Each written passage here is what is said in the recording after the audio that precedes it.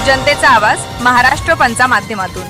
नमस्कार, महाराष्ट्र पंच न्यूज मध्ये आपलं स्वागत आहे। मी नाजिम सिद्दीकी। पाहूया शहरातील ताज्या घडामोडी।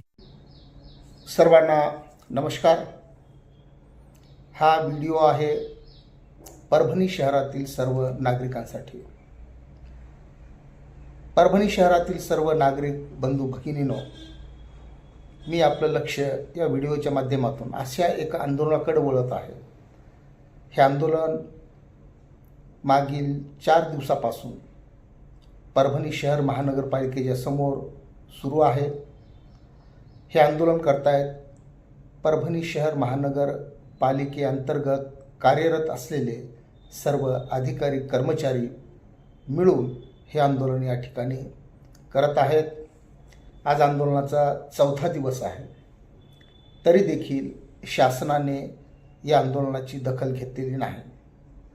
माझी शहरातील सर्व नागरिक बंधू भगिनींना एक कळकळीची विनंती आहे, आग्रह आहे की शहरातील कार्यरत असलेल्या सर्व शासकीय निमशासकीय संस्था सक्रिय असल्या पाहिजेत, क्रियाशील असल्या पाहिजेत, तत्पर असल्या पाहिजेत आणि त्यांनी नागरिकाची सेवा देत असताना कुठलीही कमतरता, कुठलीही गैरसोय त्यांच्याकडून होणार नाही अशी अपेक्षा आपण नेहमीच बाळगत असतो। तशीच परभणी शहर महानगरपालिकेच्या कडून आपण नेहमीच एक अपेक्षा बाळगत असतो की हे शहर स्वच्छ सुंदर राहिलं पाहिजे। या शहरातील दिवाबत्ती असेल, या शहरातील साफसफाई असेल, या शहरातील इतर ज्या काही कार्यालये आहेत त्या कार्यालयामार्फत नागरिकांची विविध स्वरूपात या ठिकाणी सेवा दिली जाते, सेवा पुरवल्या जातात। बंधूंनो, मागील 5 महिन्यापासून परभणी शहर महानगरपालिकेतील कर्मचाऱ्यांचं वेतन अर्थात पगार त्यांना मिळालेला नाही। ही 5 महिने असतील किंवा नेहमीच वारंवार या कर्मचारी अधिकाऱ्यांना 3-3, 4-4, 5-5, 6-6 महिने या ठिकाणी वेतना वाचून या ठिकाणी सेवा द्यावी लागते। विचार करा की मोठमोठ्या हुद्द्यावर कार्यरत असणाऱ्या अधिकाऱ्यांचा पगार जर दर महिन्याच्या 1 ते 5 तारखेच्या आत या ठिकाणी विनाविलंब दिल्या जातो, परंतु जो कर्मचारी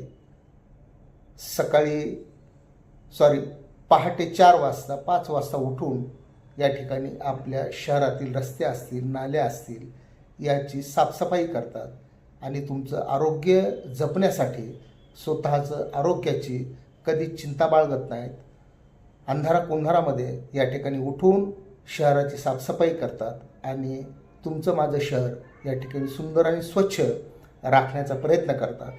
त्या कर्मचाऱ्यांचा पगार 5 महिन्यापासून या ठिकाणी दिल्या जात नाही।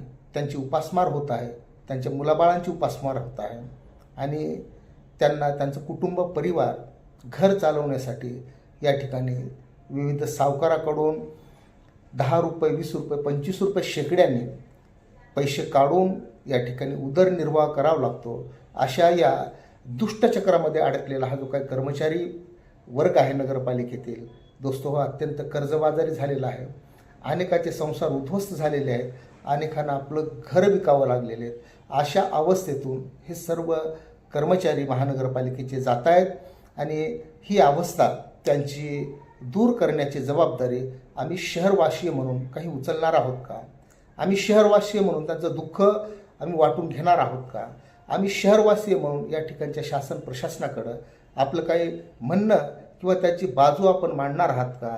असा प्रश्न या निमित्ताने आम्ही तुम्हाला विचारत आहोत आणि म्हणून आपणा सर्वांना कळकळीची विनंती आहे। या शहरात कार्यरत असलेले विविध पक्ष असतील, विविध कार्यकर्ते असतील, विविध संघटना असतील किंवा एक आम नागरिक म्हणून आपण या कर्मचाऱ्यांच्या बाजूनं आपण उतरणार आहोत की नाही असा सवाल या निमित्तानं उपस्थित होत आहे। आणि म्हणून या कर्मचाऱ्यांचं दारिद्र्य, या कर्मचाऱ्यांचं दुःख घालवण्यासाठी त्यांचा या ठिकाणी जो काही अडकलेला जो काही पगार असेल तो तातडीनं शासनानं दिला पाहिजे. जे कार्यरत कर्मचारी आहेत त्यांची तर ही दुरावस्था आहेच दोस्तो, परंतु जे कर्मचारी सेवानिवृत्त झालेले आहेत त्यांच्या पेन्शन्स असतील ते हयात असेपर्यंत त्यांची पेन्शन या ठिकाणी दिल्या जात नाही. अशी अनेक उदाहरणं तुम्हाला सापडतील की शहर महानगरपालिकेमध्ये आयुष्यभर सेवा दिल्याच्या नंतर ज्यावेळेस तो सेवानिवृत्त होतो आणि सेवानिवृत्तीच्या नंतर त्याला जे काही शासनाचे जे लाभ असतात, ज्या शासनाचे जे काही आर्थिक त्यासाठी जी काही तरतूद असते ती तरतूद किंवा त्याचं निवृत्ती वेतन या ठिकाणी त्याला महिनोमहिनी दिल्या जात नाही. बरेच कर्मचारी तर या ठिकाणी पेन्शन म्हणून त्यांचा मृत्यू झालेला आहे आणि त्याच्या हयातीमध्ये तर आम्ही त्याला पेन्शन देऊ शकलो नाहीत, परंतु त्याच्या मृत्यूनंतरसुद्धा त्याच्या वारसांना या ठिकाणी वर्षानुवर्ष या ठिकाणी महापालिकेमध्ये या ठिकाणी खेटे मारावं लागतात. म्हणजे माणसाच्या मृत्यूनंतर देखील त्याची दयामया या ठिकाणच्या राज्यकर्त्यांना येत नाही. म्हणून शहरातील सर्व नागरिकांना आमची विनंती आहे की जे आता जे काही महानगरपालिकेच्या समोर जे काही कर्मचारी आणि अधिकारी जे आंदोलन सुरू आहे त्या आंदोलनस्थळांना आपण भेट द्या, त्यांच्या बाजूनं आपण निवेदन द्या.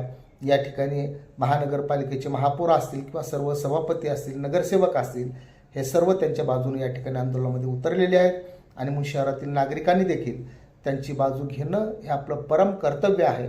म्हणून माझी सर्वांना विनंती आहे की आपण या आंदोलनाला साथ द्या, त्या कर्मचाऱ्यांना ताकद द्या आणि शासनाकडे जे काही त्यांचे कोट्यवधी रुपये या ठिकाणी अडकून पडलेले आहेत ती रक्कम या ठिकाणी तात्काळ शहर महानगरपालिकेला या ठिकाणी वितरित केली पाहिजे अशी मागणी आपण सर्वांनी लावून धरावी. आम्ही लाल सेनेच्या वतीनं सुरू असलेल्या आंदोलनाला आमचा पाठिंबा आहे. आम्ही शासनाकडं मुख्यमंत्री असतील किंवा नगरविकासचे मंत्री असतील त्यांच्याकडे निवेदन या ठिकाणी पाठवलेलं आहे. म्हणून आपल्याला सर्वांना नागरिकांना विनंती आहे की आपण या आंदोलनाला साथ द्या, पाठिंबा द्या आणि त्यांची ताकद वाढवा, त्यांना या ठिकाणी धीर द्या अशी मी विनंती करतो. धन्यवाद.